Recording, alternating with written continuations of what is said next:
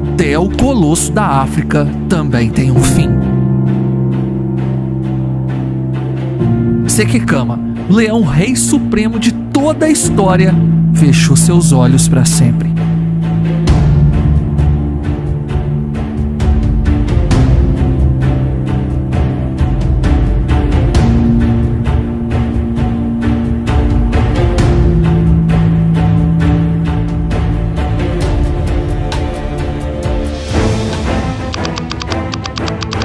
Botsuana 2014.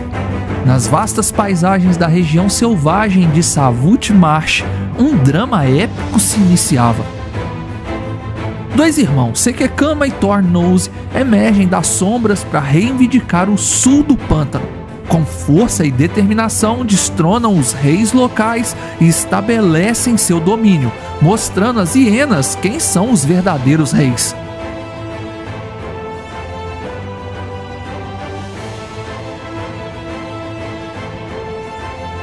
Sekekama, o leão colossal de Botsuana, não era qualquer leão. Considerado por muitos como o maior rei da África, seu porte era diferente da maioria dos leões. Um corpo robusto e extremamente forte. Suas conquistas foram lendárias, consolidando um reinado marcado por batalhas vitoriosas e um domínio incontestável sobre seu território. Em seu reinado, ele enfrentou inimigos internos e externos, derrotou rivais poderosos e conquistou respeito através de sua força bruta e liderança implacável, como já contamos em vários vídeos aqui no canal. A verdade é que sua majestade era inquestionável e sua lenda ecoava por toda a vastidão da savana. Acompanhe a jornada final de Sekekama, onde poder, traição e o inevitável encontro com o destino se entrelaçam para selar o fim do maior rei da savana. A matéria que noticiou sua morte data de dezembro de 2023, mas nós fomos em busca de mais informações e aqui está tudo o que encontramos sobre os últimos dias desse icônico leão.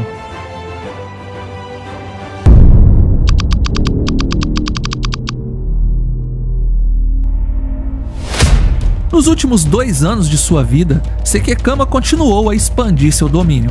Em 2021, durante uma severa seca que assolou a região de Savuti Marsh, Sekekama e seu bando rastrearam um novo território. Esse território abrigava um bando conhecido como os Reis do Rio, liderado por um leão formidável chamado Makalo.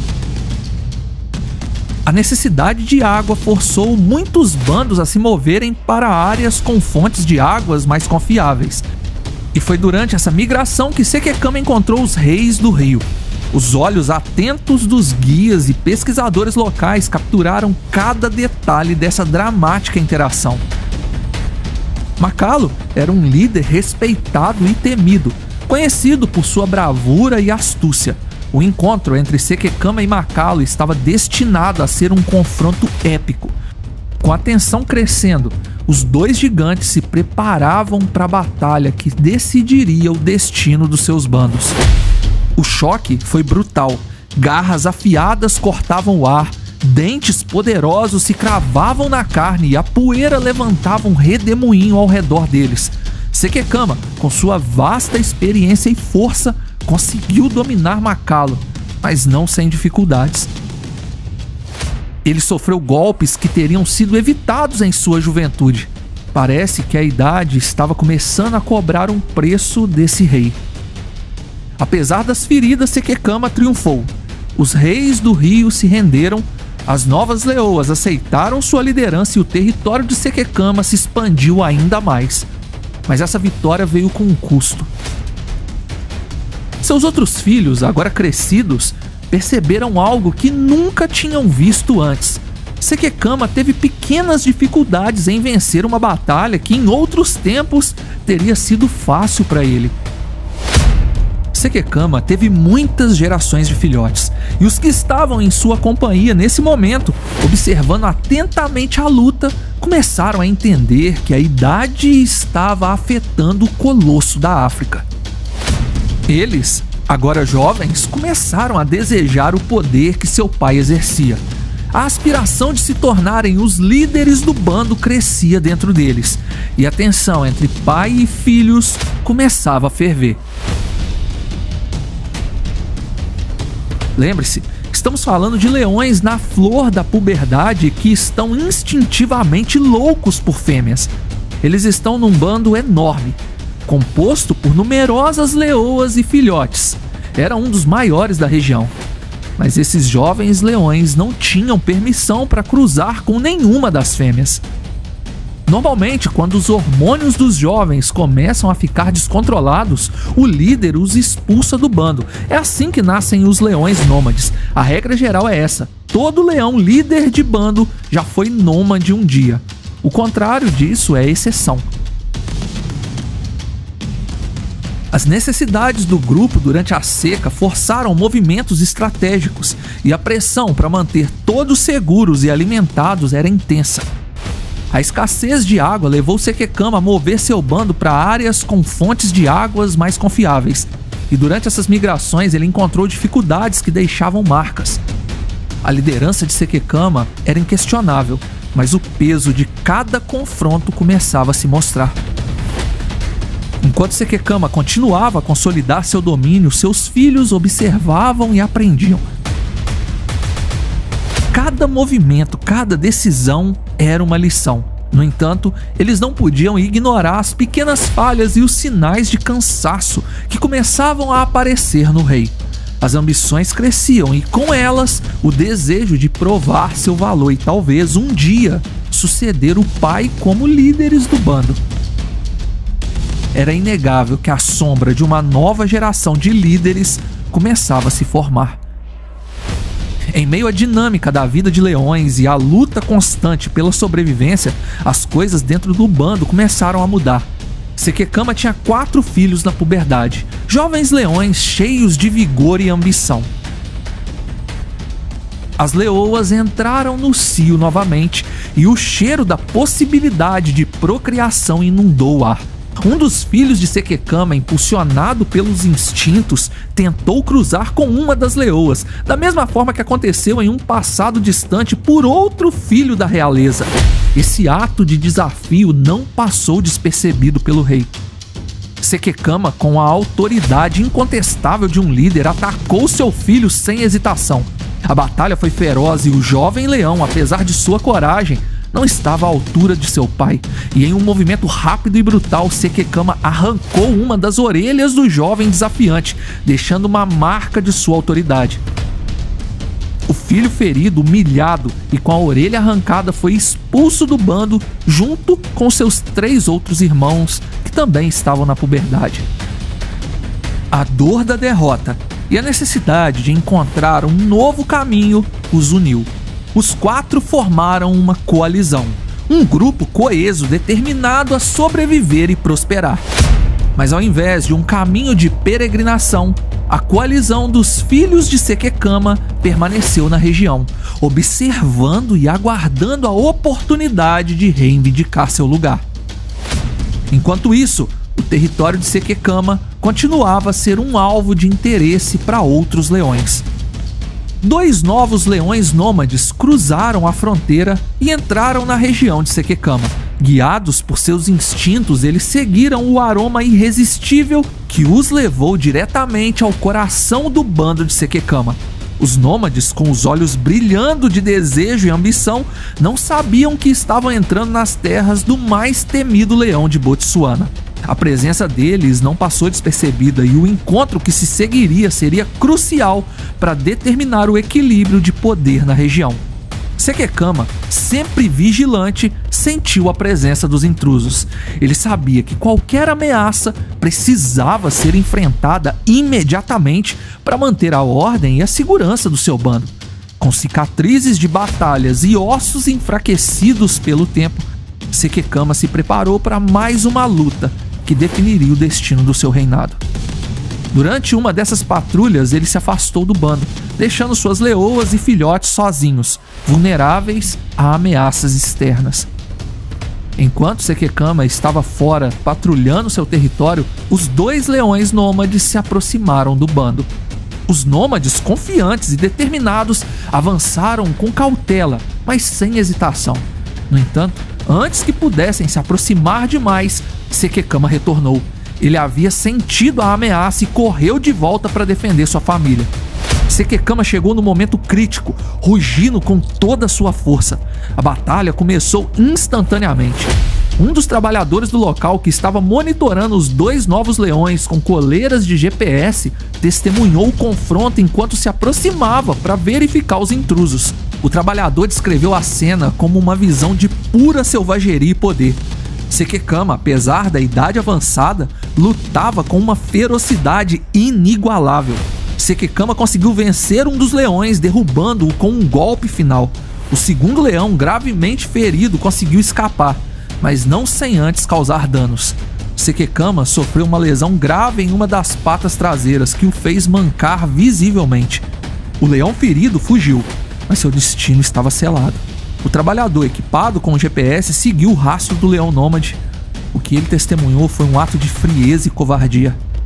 Os 4 filhos de Sekekama, expulsos anteriormente do bando, encontraram o leão ferido.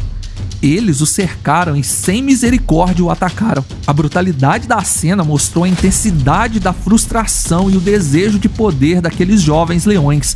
Unidos pela coalizão, eliminaram o intruso com uma eficiência assustadora.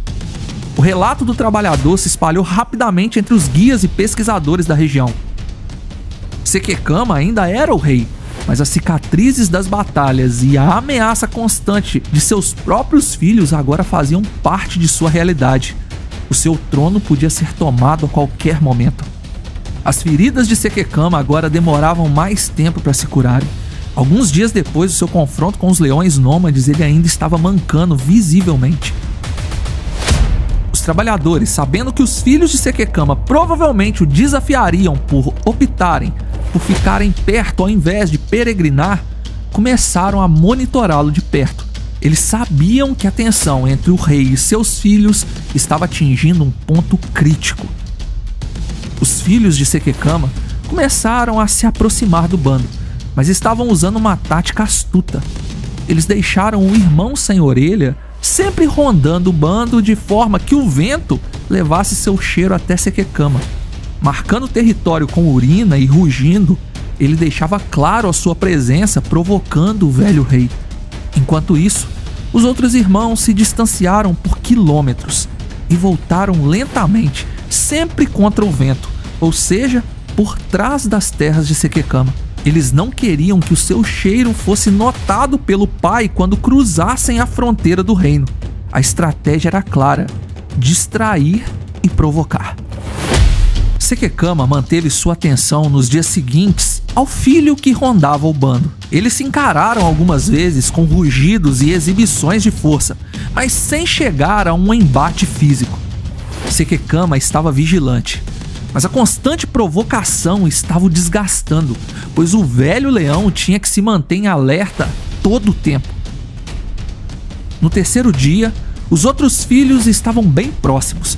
Sekekama, focado no filho sem orelha, não os notou. A distração havia funcionado perfeitamente.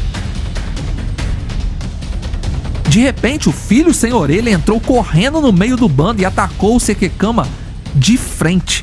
A batalha foi imediata e feroz. Sekekama, ainda mancando, enfrentava um desafio que em tempos melhores seria simples, mas não atualmente. Os rugidos de Sekekama ecoaram pela savana enquanto ele enfrentava seu filho. Cada movimento era mais pesado e doloroso por causa de sua pata ferida.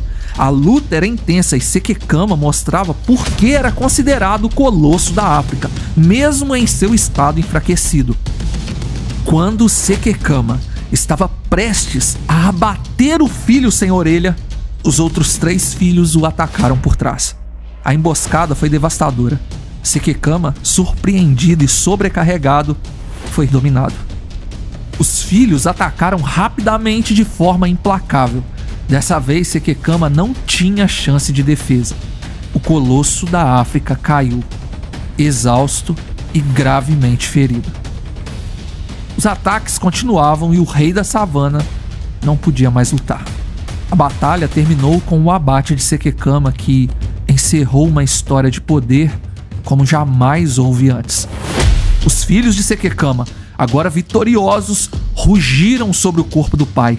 Eles haviam conseguido o que queriam, o reinado sobre o território que Sekekama havia lutado tanto para conquistar e manter. Os trabalhadores que monitoravam a situação à distância registraram o fim de uma era. Sekekama, o leão colossal que havia dominado a savana por anos, foi derrotado não por inimigos externos, mas por seus próprios filhos. A natureza é implacável e o ciclo de vida continua. Os novos reis, embora vitoriosos, agora enfrentariam os mesmos desafios que o seu pai enfrentou. A vitória sobre Sekekama não trouxe imediatamente a alegria que os filhos esperavam. Eles não cruzaram com as leoas de imediato, nem abateram seus irmãos ainda filhotes. Segundo os trabalhadores, parecia que eles estavam tristes por terem abatido a maior figura de poder que a África já registrou.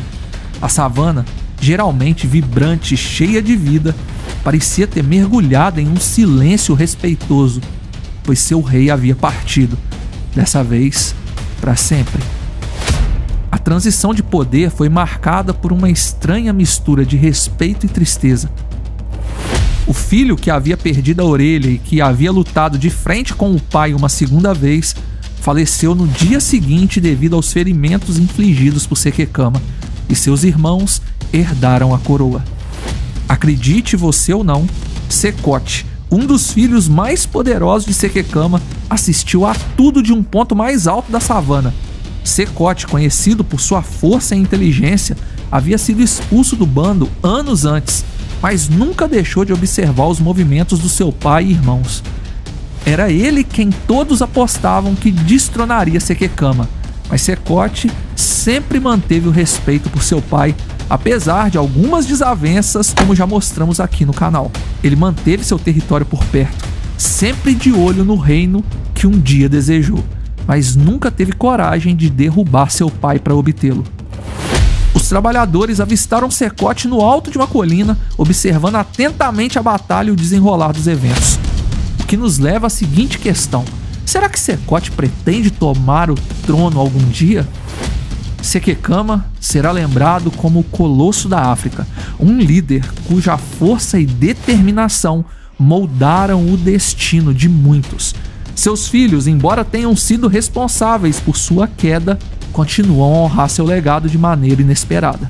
Eles escolheram não exterminar os filhotes e continuam protegendo o bando com a mesma bravura de seu pai. Como todas as lendas, a história de Sekekama continuará a ser contada, inspirando futuras gerações a lutar pela sobrevivência e a buscar a grandeza. Deixe seu like, se inscreva, veja nossos outros vídeos sobre Sekekama. Obrigado por assistir. Fui.